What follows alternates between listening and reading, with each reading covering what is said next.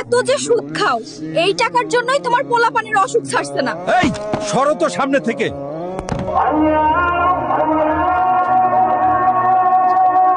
শুনছো, আজান দিচ্ছে, উঠে নামাজে যাও। তুই পর নামাজ টামাজ, আমাকে এসব বলবি না, শুনছিস?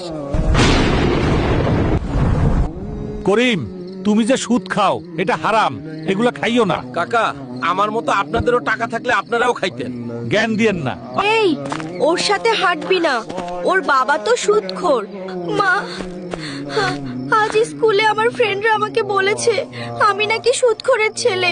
তুমি যদি এই সুদ না ছাড়ো, আমি আমার ছেলে করিমকে নিয়ে বাবার বাড়ি চলে যাব। আহ রে বউ, এমন করো কেন? আপনার ছেলের একটি কিডনি নষ্ট হয়ে গেছে, আপনার ছেলেকে বাঁচাতে 10 লক্ষ টাকা লাগবে। ডাক্তার সাহেব, যত টাকা লাগে দিব, আমার ছেলেকে সুস্থ করুন প্লিজ। এত যে সুদ খাও, এই টাকার জন্যই তোমার পোলাপানের অসুখ ছাড়ছে না। এই সরো তো সামনে থেকে।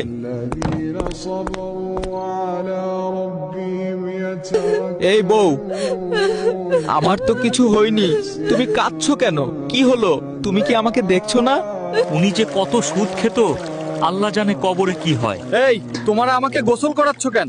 তোমরা কি করছো? আমি তো এখানে, আমাকে কবরে রাখছো কেন? সুদখোরদেরকে কবরে যে শাস্তি দেওয়া হবে সেটা হচ্ছে তাদেরকে তুই দুনিয়াতে সুদ খাইতি, যা এবার জাহান্নামে গিয়ে সুদ খাইস। আমাকে মাফ করে দিন। কি হলো? কি হয়েছে? কিছু না। আল্লাহ, আমি আর সুদ খাবো না। এটা কি স্বপ্ন দেখলাম?